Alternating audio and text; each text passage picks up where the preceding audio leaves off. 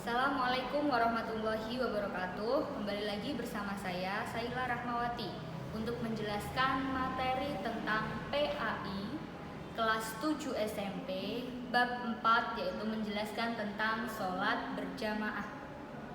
Sebelum saya menjelaskan, yang pertama perhatikan gambar yang ada di sebelah saya. Gambar apa ini? Ya, gambar orang-orang di dalam masjid sedang melakukan sholat berjamaah. Apa itu sholat berjamaah? Sholat berjamaah adalah sholat yang dilakukan oleh 2 orang atau lebih. Ya, ada 2 orang atau lebih sholat dalam satu tempat, itu dinamakan sholat berjamaah. Hukum daripada sholat berjamaah, apa sih hukumnya? Ada yang tahu nggak ya? Hukum sholat berjamaah seperti yang saya tulis di samping, yaitu sunnah mu'akkad. Apa itu sunnah mu'akkad? Sunnah yang sangat dianjurkan.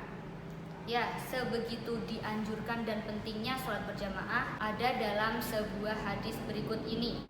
Hadis dari riwayat Bukhari Muslim yang menjelaskan tentang sholat jamaah itu 27 derajat lebih utama daripada kita sholat sendiri. Dalilnya ialah sholatul jama'ati tafdulu ala sholatil fadhi bisab'in wa isyrina darajah. Rawahul Bukhari wa Muslim. Ketika kita akan melaksanakan sholat berjamaah, ada beberapa syarat sah daripada sholat berjamaah. Syarat sah adalah syarat yang harus kita penuhi agar sholat kita bisa menjadi sah. Yang pertama ialah adanya imam, orang yang di depan, imam. Yang kedua adalah makmum yang berniat mengikuti imam. Di belakang imam ada makmum yang berniat mengikuti imam. Yang ketiga adalah sholat dilakukan dalam satu majelis atau satu tempat. Ya. Keempat, sholatnya makmum, orang yang di belakang imam, sama dengan sholatnya imam. Jadi misalkan ketika imamnya ruku, makmum tidak boleh sujud, jadi makmum juga harus ikut ruku. Ketika imamnya takbir, maka makmum juga mengikuti takbir, seperti itu. Di sini saya akan menjelaskan syarat dan menjadi imam. Yang pertama, mengetahui syarat dan rukun sholat dan juga hal-hal yang bisa membatalkan sholat. Yang kedua, paling luas wawasannya. Yang ketiga, bacaan Al-Qur'annya fasih, jadi fasih membaca Al-Qur'annya. Yang keempat, berakal sehat, jadi orang gila jangan mengimami ya. Yang kelima, baligh. Yang keenam, berdiri paling depan, jadi posisinya paling depan ya imam itu, bukan yang belakang.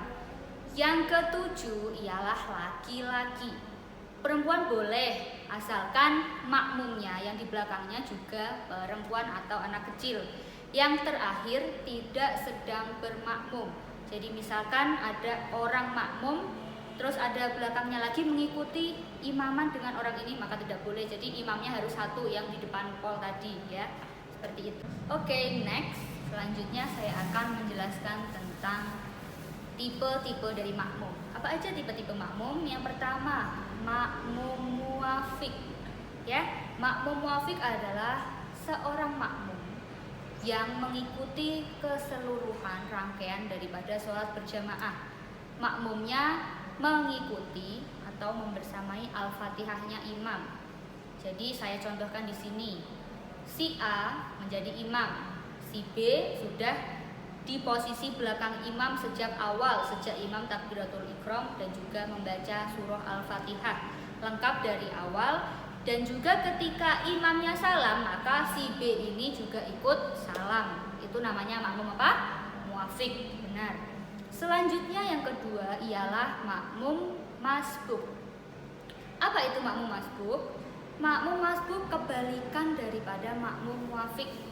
Kalau tadi makmum muwafiq yang mengikuti keseluruhan sholat daripada imam mulai dari Al-Fatihah sampai salam, kalau makmum yang tidak sempat membaca Al-Fatihah bersama imam di rakaat pertama. Jadi misalkan si A ini imam, Kemudian ada si B juga menjadi makmum muwafiq. Kemudian ketika rokaat 1 sudah selesai, si imam berdiri rokaat kedua, si C datang, si C datang.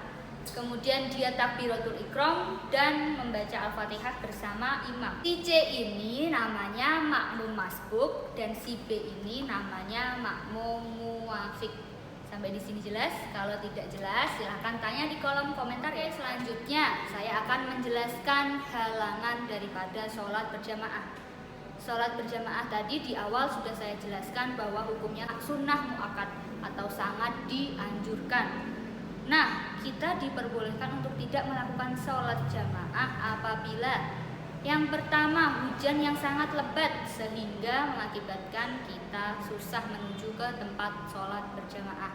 Yang kedua, angin kencang yang sangat membahayakan karena dikhawatirkan ada pohon tumbang atau lainnya. Yang ketiga, sakit sehingga kita susah berjalan untuk menuju ke tempat berjamaah. Yang keempat, sangat ingin buang air besar ataupun buang air kecil, jadi kebelet. Yang kelima adalah setelah makan makanan yang berbau, bau mulut, contohnya bawang-bawangan atau jengkol atau pete dan sebagainya, maka hendaklah di rumah aja karena bisa mengganggu jamaah lain dari bau mulut kalian. Nah, sekarang masuk ke hikmah daripada sholat berjamaah. Ya, sholat berjamaah selain kita mendapatkan pahala 27 kali daripada sholat sendirian, sholat berjamaah juga mendatangkan beberapa keutamaan. Di antaranya ialah silaturahmi kepada sesama muslim, karena di jamaah itu kan kita bersama-sama. 2. Mengajarkan hidup disiplin, saling menghormati, dan juga patuh kepada pemimpin. Karena di dalam sholat berjamaah kita tidak boleh mendahului imam, jadi kita ditumbuhkan rasa patuh kepada yang di depan atau pemimpin kita. Selanjutnya yang ketiga adalah menjaga rasa kesatuan, persatuan dan juga keakraban di antara sesama jamaah ya. Nah, seperti itulah kurang lebihnya materi tentang sholat berjamaah PAI kelas 7 SMP. Nah, karena sekarang di era pandemi seperti ini, maka ketika kita sholat berjamaah, usahakan untuk barisnya berjarak antara satu jamaah dengan jamaah lain. Tapi kita tetap mengusahakan diri untuk datang ke masjid dan melaksanakan sholat berjamaah ketika ada azan berkumandang. Sekian video dari saya, mohon maaf apabila ada ucapan atau tutur kata yang kurang berkenan dan kurang pas. Saya mohon undur diri dan sampai jumpa di video selanjutnya. Wassalamualaikum warahmatullahi wabarakatuh.